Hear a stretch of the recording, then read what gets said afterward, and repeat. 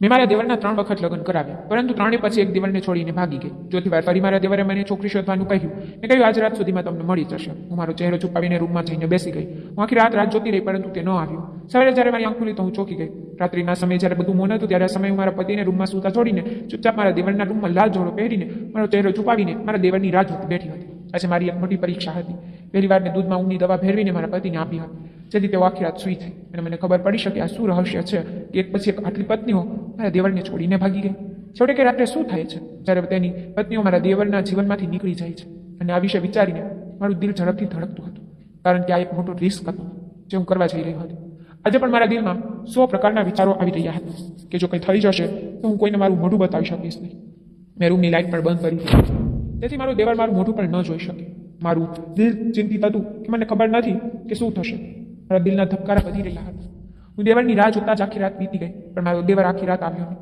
થાકેલી મને ખબર નહીં કે હું ક્યારે સૂઈ ગઈ. જ્યારે સવારે આંખો ખુલી ત્યારે ક્ષણ માટે હું ધ્રુજી ગઈ કે ભગવાન ના કરે.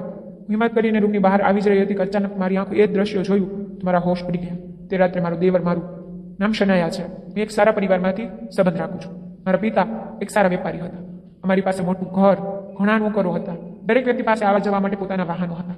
મારા માતા પિતાએ મને પરી બનાવીને રાખી હતી. મારા મોઢામાંથી બહાર નીકળતો શબ્દો પૂરા કરી દેવામાં આવતા. અમારા ઘરમાં ખૂબ જ સારું જીવન જીવતી હતી. મેં મારી માસ્ટર ડિગ્રી પણ મેળવી હતી. હું શકલથી પણ સારી દેખાતી હતી, પણ પૈસાએ મારા રંગમાં ચમક ઉમેરી દીધી હતી. એક દિવસ મારા પિતાના ઘણા મિત્રોએ મને એક સંબંધ વિશે કહ્યું, જેના માટે તેઓએ કહ્યું હતું કે તે ખૂબ જ સુંદર અને યુવાન, ઊંચી અને માંદક આંખ ધરાવતો દરેક છોકરીઓ ઈર્ષે છે. હું પણ તેના કરતાં રંગમાં થોડી સાવલી હતી. તે ખૂબ જ સુંદર હોવા ઉપરાંત આદતથી પણ સારા હતા. મારા પિતાએ જ્યારે તેને જોયો ત્યારે તેમનાથી ખૂબ પ્રભાવિત થયા. તે ખૂબ જ સારા માણસ હતા. પરમાનના પિતાનું અવસાન થઈ ગયું હતું. તે તેના નાના ભાઈ સાથે રહેતા હતા. પરમાન એક મધ્યમ વર્ગીય પરિવારમાંથી સંબંધ રાખતા હતા. તેમની પાસે એક જ ઘર હતું, જેમાં અરમાન અને તેનો ભાઈ સાથે રહેતા હતા. મારા પિતાએ પણ વિસ્તારમાંથી અરમાનના વખાણ સાંભળ્યા હતા. પછી મારા પિતાએ મારા અને અરમાનના લગ્ન કરવામાં કોઈ સમય બગાડ્યો નહીં અને સમજીને સંબંધને ફાઇનલ કર્યો.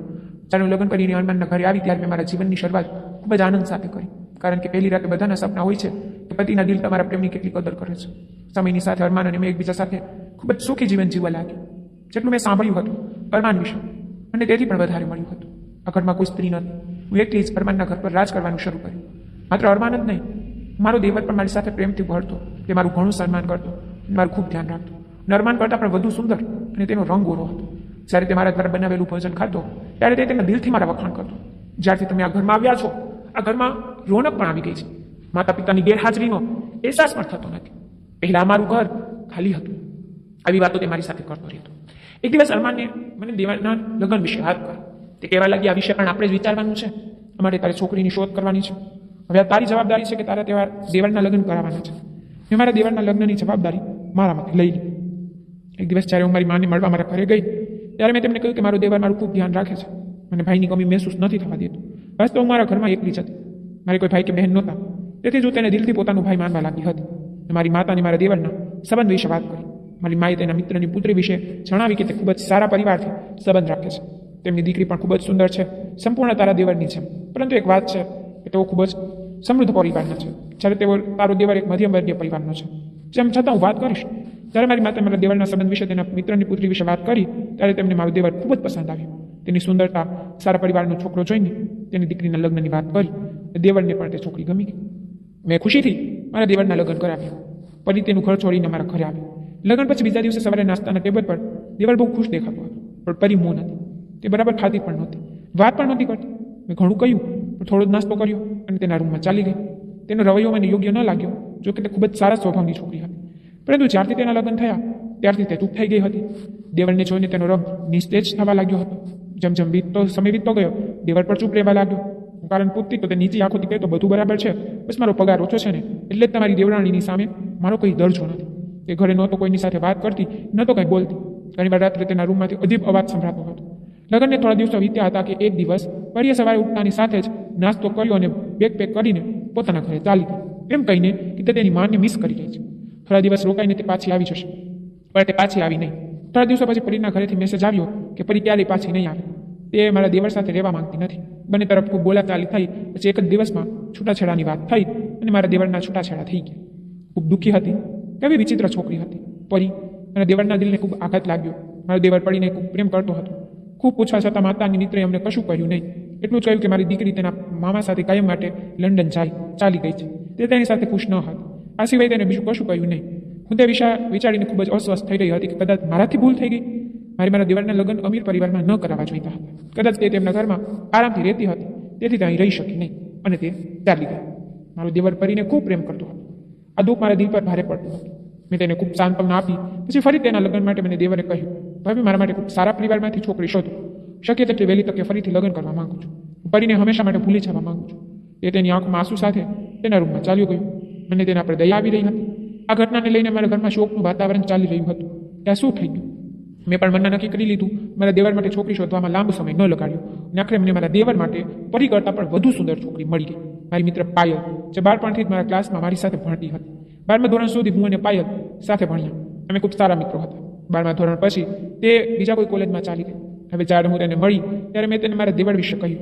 જ્યારે પાયલે મારા દેવરને જોયો ત્યારે તેને દેવર પસંદ આવ્યો. તેને મારા દેવરના પ્રથમ લગ્ન સામે પણ કોઈ વાંધો નહોતો, કારણ કે પાયલ પણ છૂટાછેડા લીધેલ હતી. તે કમાન્ડર પ્રકારની છોકરી હતી. તેનામાં પોતાના નિર્ણય લેવાની હિંમત હતી અને પોતાના ફેસલા જાતે જ કરતી હતી. પાયલ પણ સમૃદ્ધ પરિવારની હતી. મેં પાયલને 2 વખત મારા ઘરે બોલાવી અને તે બંનેને દેખાડી પણ દીધા હતા.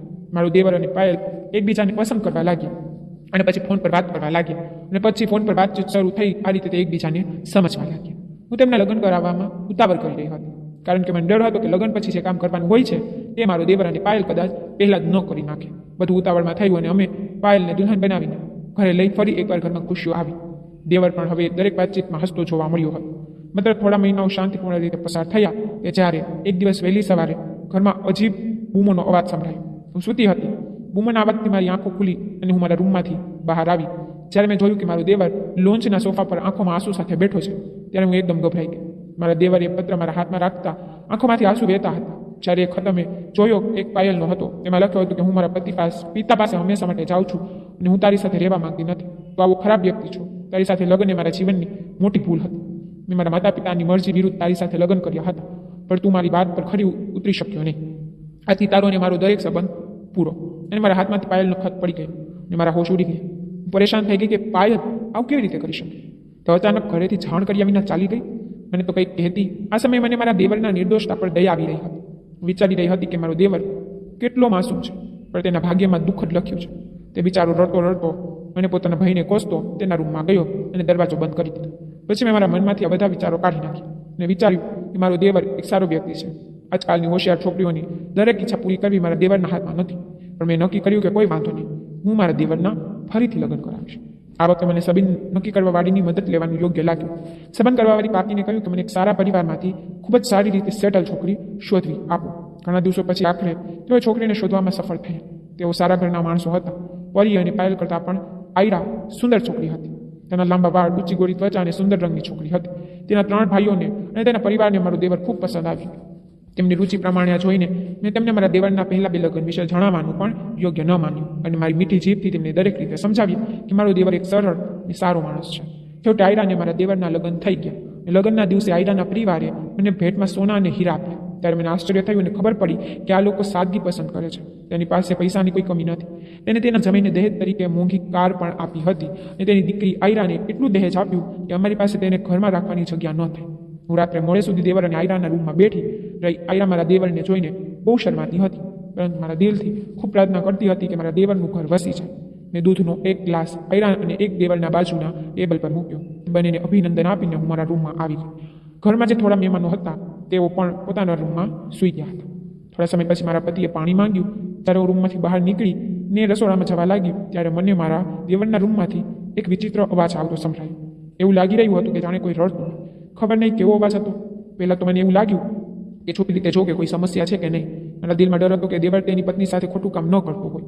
મનમાં ઘણા વિચારો આવી રહ્યા હતા કે કદાચ મારો દેવર જ ખોટો નથી ને, જેની 2 પત્નીઓ છોડીને ચાલી ગઈ અને ત્રીજી પત્ની લગ્નની પહેલી રાતે અજીબો ગરીબ અવાજ કાઢી રહી છે. ત્યારે લગ્ન પહેલાં તે ખૂબ જ ખુશ દેખાતી હતી. આ વિચારી રહી હતી ત્યાં અચાનક આયરાનો અવાજ બંધ થઈ ગયો.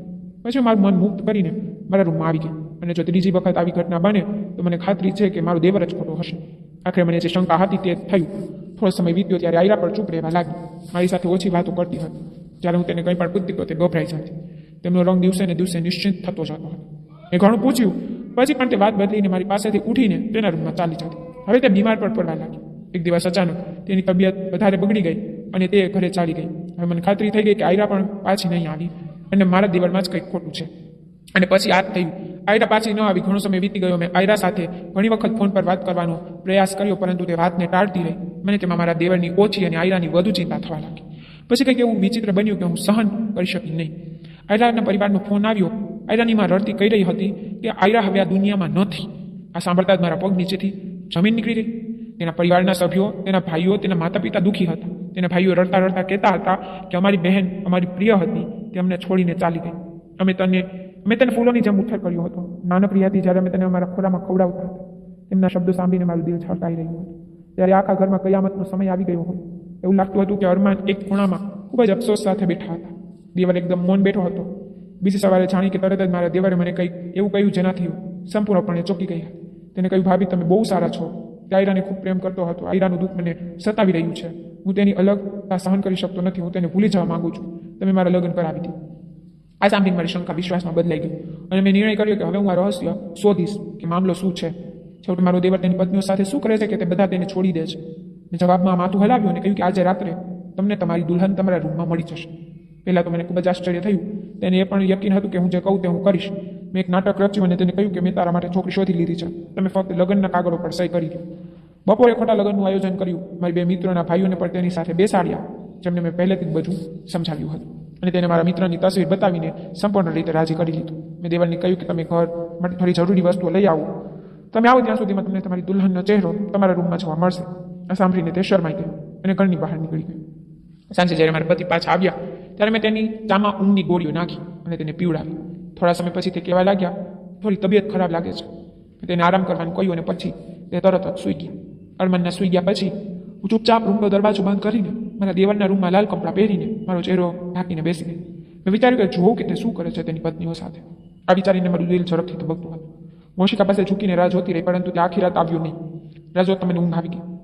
મને ખબર નહીં કે એક વાતને કારણે મારી આંખ ખુલી ગઈ. જ્યારે હું રૂમમાંથી બહાર આવી ત્યારે હું ચોંકી ગઈ અને મારી ચીસ નીકળી ગઈ. રૂમની બહાર મારા દેવરની લાશ પડી હતી. મારા પતિ અરમાન બૂમોનો અવાજ સાંભળીને બહાર આવ્યો અને જોર જોરથી રડવા લાગ્યો. હું કંઈ સમજી શકતી નહોતી. આયરાના ત્રણેય ભાઈઓ હાથમાં બંદૂક લઈને સામે ઊભા હતા. તેઓએ કહ્યું કે આજે અમે અમારી બહેનના હત્યારાને મારી નાખ્યો. કેવું લાગે છે જ્યારે કોઈ આપણું દુનિયામાંથી જાય. તારા દેવરે મારી બહેન સાથે ખૂબ જ ખરાબ વર્તન કર્યું, જેનો ઉલ્લેખ કરવો પણ યોગ્ય નથી. જ્યારે અમારી બહેનની તબિયત ખૂબ જ ખરાબ થઈ રહી હતી, તેનું શરીર વધુને વધુ નિશ્ચેત બની રહ્યું હતું. અમે તેનો ટેસ્ટ કરાવ્યો અને તેની સાથે તે તારા દેવરે કર્યું તે ખૂબ જ શરમજનક હતું. તે મારી બહેન સાથે આખી રાત નિર્દયતાથી દરરોજ કેટલીક ગોળીઓ ખાઈને વિતાવતો હતો અને તેને ખૂબ માર મારતો હતો. તેના શરીર પર ઘણા ઘા હતા અને તેને તેની પહેલાની બંને પત્નીઓ સાથે પણ એવું જ કર્યું હતું. તે બની શકે એટલી વહેલી તકે ભાગીને તારા દેવરથી છૂટાછેડા લઈને ચાલી ગઈ. પણ મારી બહેન ખૂબ જ સારી અને માસૂમ હતી. તે તેવું ન કરી શકે અને તેની સાથે જે બન્યું તે બધું સહન કરતી રહી. પછી તેના શરીરે તેને છોડી દીધો. પછી તે હિંમત હારી ગઈ.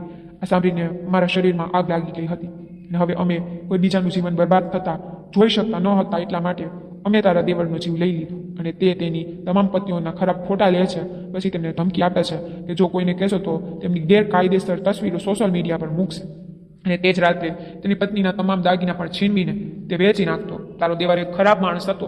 આયરાના ભાઈઓએ તપાસ કરી. તેની બહેન સાથે જે બન્યું તે પછી તેને મારા દેવરની સંપૂર્ણ તપાસ કરી હતી અને પાયલની માને પણ મળ્યા હતા. પાયલની માએ પણ તેની પુત્રીની દુર્દશા કહી ત્યારે તેની છાતીમાં વધુ ગુસ્સો ભડકી ગયો. તારો દેવર ખૂબ જ લોભી હતો. આયરાના ભાઈઓ ગુસ્સામાં બોલી રહ્યા હતા.